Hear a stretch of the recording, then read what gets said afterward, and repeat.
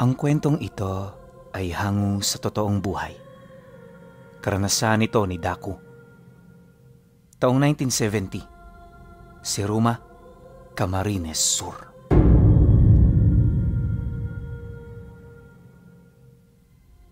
Kapag binansagang mangkukulam ang isang tao, iisang bagay lang ang pumapasok sa isip ng karamihan. Sila ang mga taong nahahanay sa kaliwa na may kapangyarihang idugtong ang isang walang buhay sa manika sa kaluluwa ng kanilang mga biktima. Kadalasan ang nagiging bunga ng ganoong karunungan ay ang kalupitang pinagdaanan ng bawat mangkukulam sa mga kamay ng pangkaraniwang tao. Galit at puot ang humuhubog sa kanilang mga kapangyarihan, kaya tumanda sila sa mundong hindi marunong tumingin ng awa sa kapwa. Yon ang pagkakaalam ng pangkaraniwang mga tao. Ngunit sa larangan ng lihim na karunungan, binubuo ng iba't ibang lahi at kapangyarihan ang mga mangkukulam. Kabilang narito ang angka nila Daku na gumagamit ng pulbos bilang daluyan ng kanilang mga abilidad. Bagaman hindi sila kahalin tulad ng mga pangkaraniwang mangkukulam, magkakaugnay lang din naman ang kanilang mga kakayahan. Yun nga lang, di hamak na mas makapangyarihan ang lahi nila kumpara sa iba. Kung hindi nyo kasi naitatanong pinuno, nakatuon sa rebuelta ang kanilang mga abilidad. Sa pamamagitan ng mahiwagang pulbos, kaya nilang maibalik ang ipinadalang pinsala o sakit ng kanilang mga kalaban, nakikita man nila ito o hindi. Sa halip di na manika ang kanilang susugatan, katawan nila ang kanilang pinipinsala. Sa una masasabi mong pangkaraniwan lang naman ang kanilang ginagawa. Pero kapag makikita mo ang proseso sa pagsagawa nito, doon mo masisilayan ang kanilang pagkakaiba sa mga normal na mangkukulam. Dahil ang pamilya ni Daku pumapatay sa pamamagitan ng pagsaksak sa mga importanteng sistema ng katawan nila, kagaya ng puso, baga at atay. Ang nakakapagtaka sa lahat, pinuno, wala pang naiuulat na namamatay sa ganoong proseso.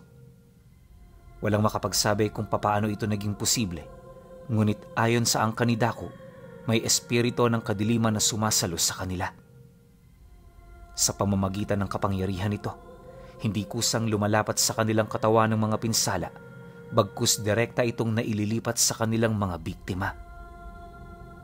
At bagaman masasabing napakahusay ng pagkakalikha nito, hindi nila maipagkakailang may mga kaakibat itong matinding panganib.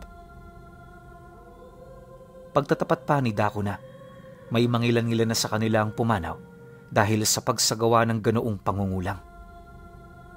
Ang dahilan ng kabiguan nito ay ang pagkakaroon nila ng pagdududa sa nilalang na kanilang sinasampalatayanan. At ang ganoong pangyayari ang naging daan upang talikuran ng marami sa kanilang angka ng aral sa paglipas ng panahon. Hindi nagtagal, nagkawatak-watak na rin ang kanilang pamilya hanggang sa sila na lamang ang natira. Ngunit sa kabila nito, nanatiling matatag ang pamilya nila Daku. Mapanganib man kung iisipin, wala silang balak na talikuran ng kanilang mga nakagisnan. Sa pagsapit ng taong ito, 1.5 dekada na ang nakakaraan magmula noong nag-aral siya ng pangungulam. Subalit sa kabila ng kanyang kakayahan, wala pa rin siyang nabibiktima. Totoo naman ito, lalo na't nakatira sila malayo sa baryo ng Siruma. Hindi rin siya pinalaki ng kanyang mga magulang na maging mabagsik sa kapwa, bagkus maging mabuti at magkaroon ng dalisay na pag-ibig sa hindi nila kalahi. Dahil sa ganoong turo, lumaki si Daku ng masaya at walang puot sa kanyang puso. Subalit nang minsan siyang bumisita sa karatig baryo, napagtanto niyang malayo sa turo ng kanyang mga magulang ang akto ng mga ito. Sa loob ng ilang buwan niyang pananatili sa lugar, nakilala niyang iba't ibang uri ng tao. May ganid, mapagsamantala, mayabang, at kung ano-ano pang ugaling hindi niya gusto. Nang mapagtanto naman niyang masyadong masasama ang mga ito, nagpasya siyang magpaalam sa tatay niya na uuwi na lang sa lugar nila. Dagdag pa niya na hindi niya kayang manatili sa ganoong lugar, lalo na't hindi siya kagaya ng kanyang mga kapatid na kasing lawak ng dagat ang pagpapatawad. Kung ang mga ito ay kayang palagpasin ng lahat ng mga nakikita nila, hindi siya ganon. Nang marinig naman ng tatay niya ang kanyang saloobin, inakala niyang papayag na ito sa hinihingi niyang pabor, pero tila bang naging sarado ang isip nito. Ang naging rason nito sa kanya, obligado siyang masaksihan ng ganoong bagay upang mas lalong lumawak ang kanyang kaalaman. Mariin din itong inilahad na sa pamamagitan ng kanyang pagsaksi, matutunghayan niya ang totoong nangyayari sa mundo ng mga tao. Makinig ka, Daku. Hindi sila kagaya ng mga iniisip mo. Ang ibang mga tao, mas masahol pa sila kumpara sa atin. Wala silang taglay na abilidad. Pero hindi ibig sabihin nun mababait na silang lahat. Mag-iingat ka, sapagkat hindi lahat ng kaibigan ay kaibigan. Siyasatin mo ng maigi ang iyong pinagkakatiwalaan bago mo siya papasukin sa iyong buhay. Matanda ka na at gusto ko dito magsisimula ang paglalakbay mo. Bumalik ka pa pagkalipas ng 5 taon. Maghihintay kami sa iyo roon. At sa sandaling yon, sabay-sabay nating pagsasaluhan ang iyong mga karanasan. Dagdag pa ng kanyang ama na parte ito ng plano nila para sa kanya upang mas maging mahusay siyang mangkukulam. Bago rin siya nito iniwan, inihabilin nito sa kanyang mahiwagang pulbos ng kanilang angkan. Ito ang nagsisilbing daluyan ng kanilang kapangyarihan, kaya sa lahat ng kanyang dala, hindi niya maipagkakailang yon ang pinakamahalaga. Pag-alis naman ng tatay niya, tinanggap na niya ang tadhanang nakalaan para sa kanya. Sa edad niyang 22 anyos, nagpalaboy-laboy siya sa mga baryo hanggang sa marating na niya ang bayan ng Siruma. Tatawid pa sana siya sa karatig lugar pero nagdesisyon siyang manatili rito matapos niyang makilala ang isang lalaking may-ari ng bigasan na si Bonifacio. Mabait na tao si Bonifacio at ayon dito, matagal na siyang kumukupkop ng mga taong walang sariling pamilya. Dagdag pa nito na, hindi naman niya yun tinitingnang utang na loob ng kapwa niya sa kanya, bagkus ginagawa niya ito para sa ikasasaya ng kanyang kaluluwa. Nang marinig naman ni Daku ang sinabi ng lalaki, nagpasya siyang manatili sa pamamahay nito. Alinsunod pa rin sa paalala ng tatay niya, iniwasan na muna niyang pagkatiwalaan ito, lalo pat yon ang una nilang pagkikita. Subalit lumipas ang mga araw at buwan. Nang mapagtanto niyang likas ang pagiging mabait ni Bonifacio, nagpasya siyang pagkatiwalaan ito. Hindi na rin niya ginustong umalis sa poder ng lalaki, lalo pat wala itong kasama sa buhay. Sa loob ng 1 taon nilang pagsasama, nalaman niyang dati pala itong merong sariling pamilya. Ang kaso lang, namatay ang kanyang mag-ina nung isinilang ang panganay nila. Magmula noon, hindi na nito ginustong bumuo ng panibago. Kahit wala na rin ang pinakamamahal niyang asawa, nanatili ang katapatan niya rito. Pagtatapat pa nito sa kanya, biktima ng mga aswangan 2, subalit sa kabila ng hinanakit laban sa mga nilalang, natutunan niyang magpatawad. Bukod kasi sa alam nitong isang laso ng galit, kahit anong gawin niya, wala na siyang magagawa para maibalik ang buhay ng 2. Dahil dito, itinuon na lang niya ang kanyang wisyo sa pagnenegosyo at pagtulong sa mga kapwa niyang nangangailangan. Alam mo, Daku, hindi lang ikaw ang dumaan sa pamamahay na ito. Marami na akong inalagaang kapuspalad at kahit umalis sila sa poder ko, hindi ko yan pinag-isipan ng kung ano. Sa bandang huli, pawang ang mga mabubuting gawa lang natin ang ating madadala sa kabilang buhay. Lahat to may iwan. Kaya, bakit natin to pagpapahalagahan? Nang marinig naman niya ang sinabi ni Bonifacio, dito pa siya mas lalong humanga. Sa isip-isip niya, bibihira ang ganoong tao, kaya nakahanda siyang tulungan ito sa loob ng 4 na taon pa niyang pananatili. Inakala rin niyang dahil sa kabaitan nito ay wala na itong kaaway, pero lingid sa kanyang kaalaman, marami palang inggitero sa lugar na kanilang pinagtitirhan. Isang hapon, habang naglalakad sila sa merkado, may nakita siyang 2 matandang babae na panayang pagsunod at pagtitig sa kanila.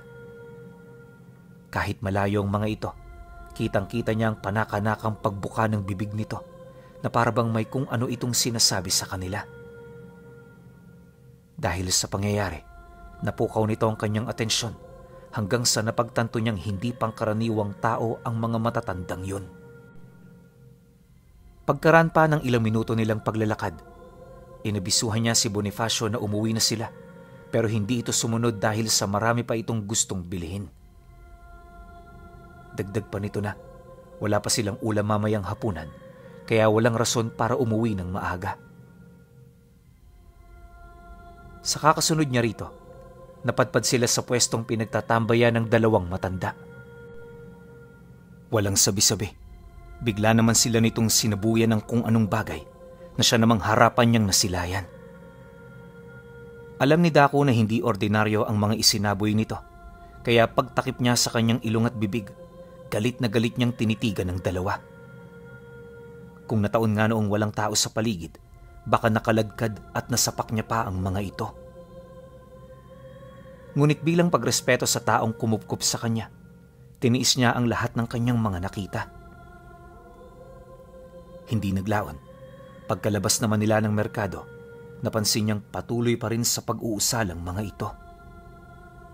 Noong una, inakala niyang mambabarang ang nakasalamuha nila, subalit pagtungtong ng gabi, nang magsimula ng magdeliryo si Bonifacio, napagtanto niyang isa itong uri ng pangungulam. Nasisiguro rin niyang ipinapadaan ito sa manika ng 2 dahil yung sakit na nararamdaman ng kaibigan niya, hindi basta-basta. Imbis na tumulong itong si Dako, nagpasya siyang sundin ng lahat ng inaabiso nito sa kanya. Hihingi na sana siya ng tulong noon sa manggagamot pero laking gulat na lamang siya nang pigilan siya nito. Ayon kay Bonifacio, hindi na yung kailangan dahil taon-taon itong nangyayari sa kanya. Nasisiguro rin niyang hindi siya papatayin ng mga mangkukulam, lalo pat ang gusto nitong mangyari habang buhay siyang pahihirapan. Inilahad din sa kanya ni Bonifacio na sanay na siya sa pagpapahirap ng mga ito. Hayaan mo lang ako, Dako. Ilang araw lang naman to eh. Tsaka isa pa, kung yan ay kakasaya nila, mas magandang pagbigyan na lang natin. Hindi naman tayo ang magkakasala, kundi sila. Pagkarinig naman niya sa sinabi nito, hindi niya maiwasang magtaka. Yung dumapong sakit kasi kay Bonifacio, alam niyang magdudulot ng panganib sa buhay nito. Duda rin siyang hindi ito papatayin ng mga mangkukulam dahil ang ganoong antas ng karunungan nakadisenyo para kumitil ng buhay. Gayunpaman, kahit awang-awa na siya sa kanyang kaibigan, minarapat niyang hayaan itong mamilipit sa sakit. Ilang minuto pa ang lumipas, bigla naman itong nahimatay, dahilan para magkaroon siya ng pagkakataon para gawin ang kanyang rebueltang atake. Bagaman hindi niya kilala ang mga salarin, naniniwala siyang yun lamang ang paraan para ito'y pasukuin. Di rin niya binalak na patayin ng 2 dahil ang gusto niyang mangyari, makilala siya ng mga ito at masindak sa kakayahan niya. Matapos naman niyang maihanda ang lahat ng kanyang mga kailangan, dahan-dahan niyang binuksan ang pulbos na ibinigay ng kanyang ama. Gawa ito sa dinikdik na buto ng mga mangkukulam at aswang, kaya napakalakas talaga ng bisa nito. Sinasabi ring punong-puno ito ng lason na sa sandaling malanghap ng taong kahit katiting ng abo nito, magkakaroon ito ng matinding karamdaman. Pagkabukas naman niya ng lalagyanan ng pulbos, gumawa siya ng simbolo gamit ang dugo ng manok. Sa pinakagitna rin itong bahagi kung saan siya nakaluhod ay ang 2 kandilang itim, kasama ng 2 kamangyan na 1 dekada na niyang inilubog sa langis na dinadasalan niya kada Biyernes Santo. Habang nakalatag ang mga sangkap sa sahig, panay naman ang kanyang pagsambit ng usal hanggang sa tuluyan ng magbaga ang mga uling na inilagay niya sa loob ng paya. Pag-apoy naman ito, natapos niya ang mga usal na kanyang inilalatag. Bawat buhay na salitang kanyang sinasambit, direkta nitong naaapektuhan ang katawan ng kanyang mga kalaban.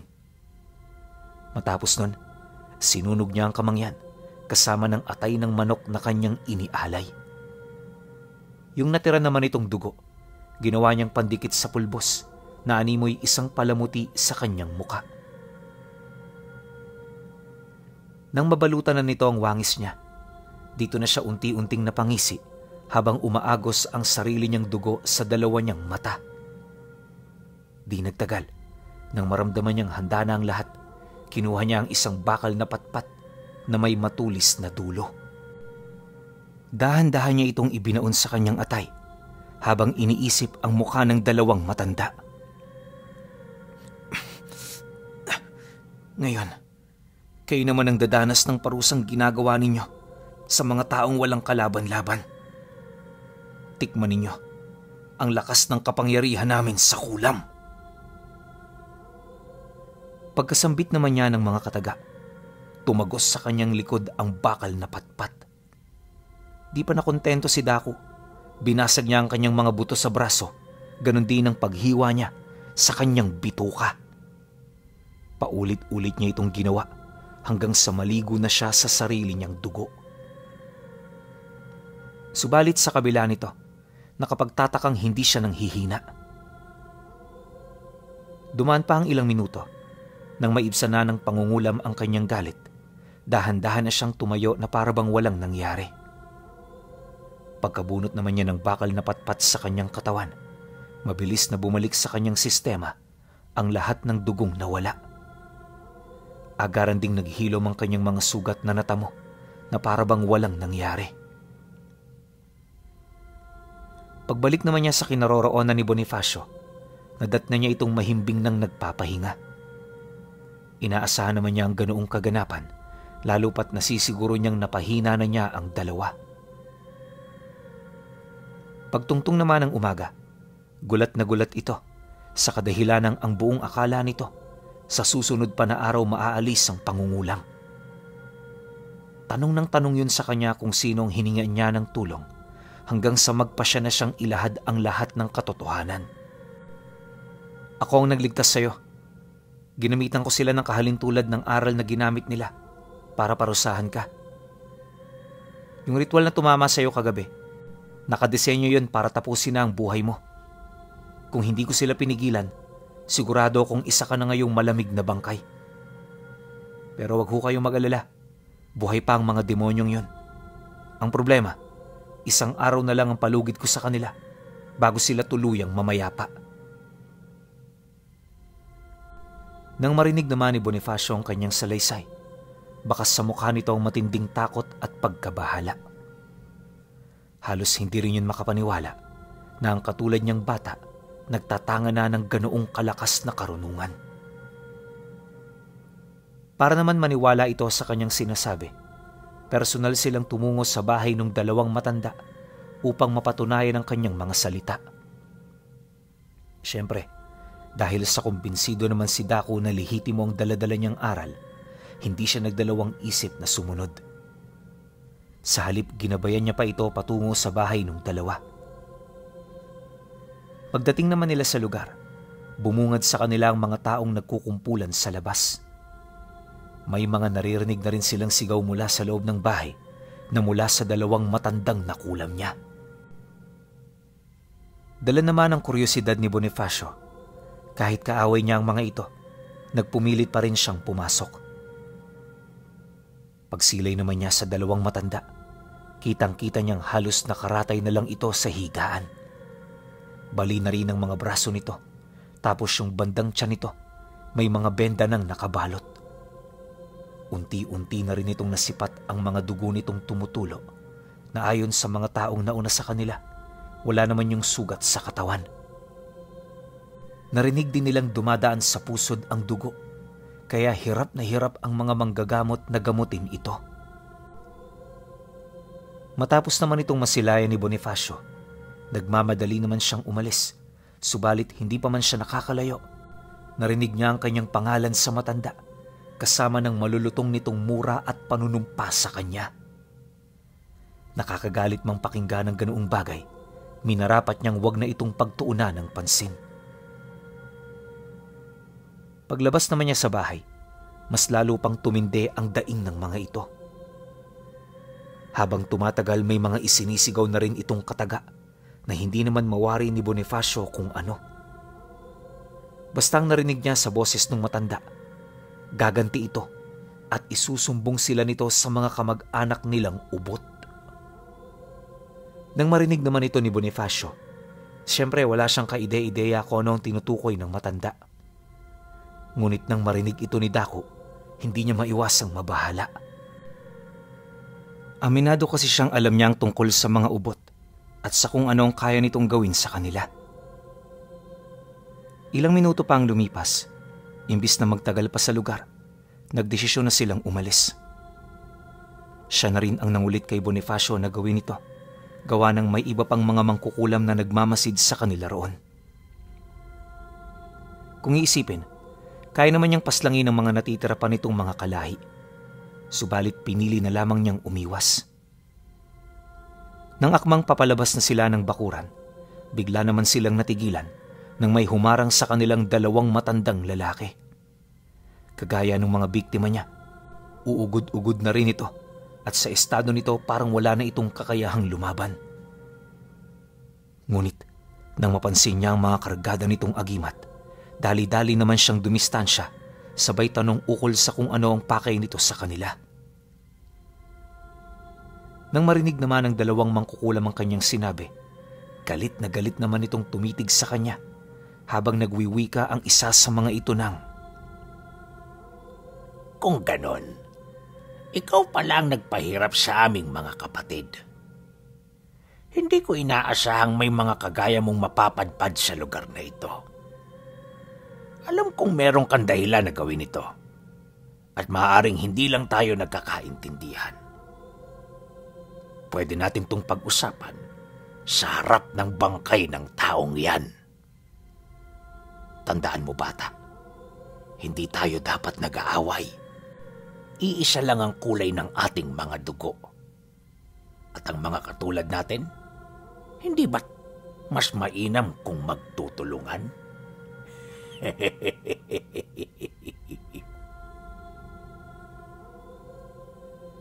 Pagkarinig naman ni Daku sa sinabi nito, bahagya naman siyang napayuko habang pinag-iisipan ng maigi ang kanyang mga sasabihin. Sa puntong yun kasi, napagtanto niyang isang malaking pugad ng mga mangkukulam ang kanilang nagambala. Taliwas ito sa kanyang inaakala, kaya halos hindi siya makapaniwala. Sa isip-isip din doon ni Daku na kung magpapatulong ang mga ito sa lahi ng ubot, hindi malabong mapaslang siya nito sa loob lamang ng isang gabi. Nga pala, pinuno, ubot ang tawag sa isang lahi ng mga aswang na lakat. Kadalasan naninirahan ng mga ito malapit sa sapa, tapos ang kalimitan nilang kinakain, pawang mga karne ng hayop. Kumakain din naman sila ng karne ng tao, pero hindi nila ito madalas na ginagawa. Bukod sa malayong kanilang tirahan sa mga baryo, mas tipo rin nila ang lasa ng hilaw na karne ng mga hayop na gala. Dagdag pa niya na, labis na mapaminsala ang mga ubot, gawa ng para itong mga sigbin kung umatake. Hindi sila umaalis ng grupo, tapos kahit magkakalayo sila, magkakaugnay ang kanilang mga wisyo. Ang wangis naman ito, may hahalin tulad mo sa taong may kalahating anyo ng kambing. May mahaba itong buntot, tapos para itong bayawak kung lumakad. Wala rin itong balahibo sa katawan, at yung kulay nila parang sa uling. Sa kalaliman ng gabi, hindi mo sila makikita o maririnig. Basta magugulat ka na lang, nasa malapit na ang mga ubot. Hindi rin ito gumagawa ng kahit na anong huni, lalo pat kapag meron silang papaslanging kalaban. Dahil sa ganun nitong katangian, likas silang mapanganib. Hindi rin sila basta-bastang matutunugan at ang makakatukoy lamang sa kinaroroonan ng mga ubot ay ang matataas na uri ng engkanto kung meron man. Kapag wala ka nun, gumawa ka na ng sarili mong nicho kapag umabot ka sa puntong nakagalit mo ang mga ito. Ang ganong abilidad ng mga ubot ang nagbigay kay Daku ng matinding takot. Sa totoo lang, Pinuno, gusto niya nang lumayas noon sa lugar na yon. Ang kaso lang hindi kaya ng kanyang konsensya na iwan ng taong nagbihis at nagpakain sa kanya. Kahit alam din niyang kamatayan ang naghihintay sa kanila, pinili niyang manatili upang mailigtas hanggang sa huli ang buhay nito. Matapos naman itong mailahad sa kanya ng matanda, matapang naman siyang tumingin dito na may bahid ng paninindak. Sa halip di na panghinaan ng loob, mas lalo niyang tinataga ng kanyang sarili na parabang may mapagkukunan din siya ng tulong. Hindi naglaon. Nang magkaroon na siya ng lakas loob na magsalita, seryoso naman siyang sumagot ng, "At bakit? Naniniwala kang ako lang ang nandito? Kilala niyo naman sigurong lahing pinagmulan ko, no? At alam niyong hindi papayag ang aking mga magulang na basta-basta na lamang akong papatayin ng kung sino. Magsusumbong kayo? Gawin niyo lang, dahil yan din ang gagawin ko." Pagkalahad naman niya ng mga katagang yon, nagmamadali naman silang umalis. Kahit ramdam na ni Daku ang matinding takot sa kanyang dibdib, pinili niyang magpatuloy para lamang makalayo na sa pugad ng mga mangkukulam. Pagpatak naman ng hapon, halos hindi na siya mapakali sa kakaisip ng paraan kung papaano nila ito matatakasan. Makailang beses na rin niyang inabisuhan si Bonifacio na umalis na sa lugar, ngunit hindi ito sumang-ayon. Ang rason nito, sila ang pagbibintangan ng mga kakilala niya sa mga nangyari kung aalis sila ng maaga. Pagtatapat pa nito na, wala siyang balak na takbuhan ng mga nilalang. Nanindigan din itong malakas ang kanyang pananampalataya, kaya wala siyang kinakatakutang nilalang. Nang marinig naman ni Daku ang sinabi nito, hindi na niya napigilan ng kanyang sarili na magalit sa taong nagpakain sa kanya. Walang sabi-sabi, agad niya itong kinuwelyuhan, at nung magkalapit na ang kanilang mga mata, dito na siya unti-unting naglahad ng mga bagay na kinakailangan nitong malaman. "Makinig ka. Hindi ka ililigtas ng pinapaniwalaan mong yan. Sa tingin mo ba, may pakialam sa atin ng mga nasa itaas? Kung mahal niya tayo, hindi niya tayo hahayaang magkaganito. Matagal na tayong tinalikuran ng Ama, at kahit anong gawin mo, hindi niya diringgin ang iyong pagsusumamo. Bonifacio, gumising ka naman sa katotohanan." Matapos naman niyang makapagsalita, bigla naman itong natigilan. Sa puntong yon, napagtanto nito na kinakailangan nga nitong sumunod sa kanya kung hangad nitong mas mabuhay ng matagal. Ang kaso lang, dahil sa medyo hapon na, hindi na sila tumuloy sa kanilang pag-alis. Ang plano, luluwas sila ng bayan pagtungtong ng bukang liwayway. Dahil dito, inaasahan na nilang hindi magiging maganda ang kanilang gabi dahil sa pamaminsalang gagawin ng mga ubot. Pagtungtong naman ng dapit hapon, tahimik na ang buong paligid. Unti-unti na ring nagsasara ang mga kapitbahay nila, kaya nung masipat niya ito, dali-dali naman siyang lumabas para magsinde ng balat ng nyug. 2 sako noon ang sabay-sabay niyang sinunog, ngunit inaasahan niyang hindi ito magtatagal buong magdamag. Ilang oras pa ang lumipas. Pagpatak ng hating gabi, wala siyang nakikitang usok sa paligid. Nagsimula na rin noong umalulong ang mga aso sa bayan, indikasyon ng paparating na panganib. Nang marinig naman niya ito, agad naman niyang kinuha ang itinago niyang pulbos, sabay pahid nito sa kanyang muka. Matapos nun, inuna niyang puntiryahin ang 2 matandang nakausap nila bago sila umalis ng bahay na pinuntahan nila kanina. Paglapat naman ng binitawan niyang sumpa, dito na niya narinig ang mga ubot na animoy dahan-dahang gumagawa ng butas na mapapasukan sa konkretong dingding ng bahay. Noong una, hindi pa yun nakakaalarma pero habang tumatagal, dito na niya unti-unting napapansin ang pinsalang na idudulot ng mga ito. Hindi naglaon, bigla naman siyang natigilan nang marinig niya ang pag-angil ng isang ubot sa may bandang kusina ng bahay. Dahil dito, dali-dali naman niya itong pinuntahan at nung makita niya ang nakausli nitong ulo, walang pagdadalawang isip niya itong inundaya ng saksak gamit ang bakal na patpat. Paulit-ulit niya itong ginawa hanggang sa tuluyan ng mamatay ang nilalang. Ang kaso lang, kahit nakalagas na siya ng isa, alam niyang hindi pa rin ito nabawasan ng bilang ng mga kalaban nila. Sa pagpapatuloy ng ganoong pangyayari, dito niya na napansing winawasak ng mga ito ang kabuuan ng kanilang tahanan. Sa kasagsagan ng ganoong pangyayari, may mga naririnig na rin siyang mga sigaw ng mangkukulam na nasa labas lang ng bahay.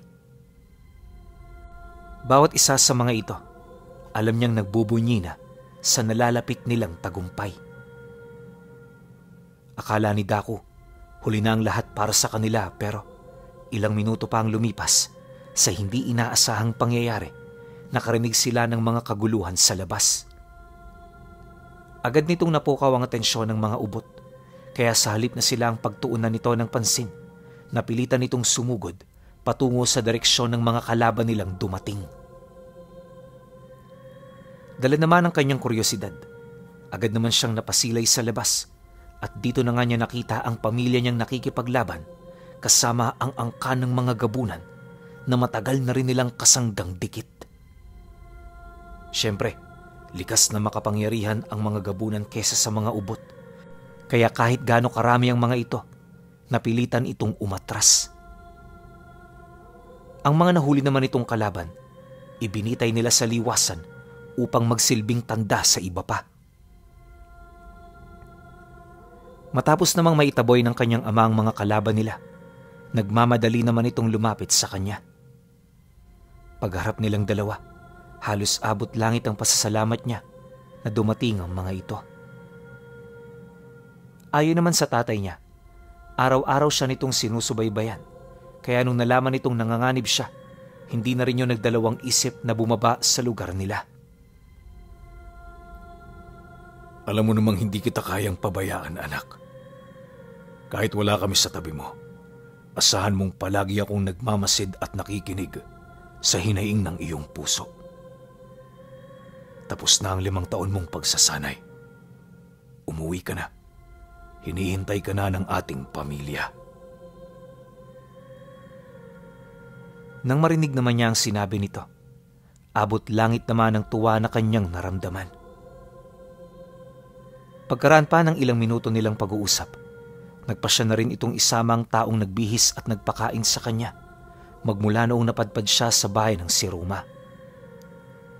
Dahil dito, mas lalo pang lumawak ang kaalaman ni Bonifacio ukol sa lahing pinagmula ni Daku. 4 na taon pa ang lumipas. Nagpasya na itong bumaba. Dala-dala pa rin ang kanyang karanasan noong minsan niyang masaksihan ang mapaminsalang pulbos ng angkan nila Daku.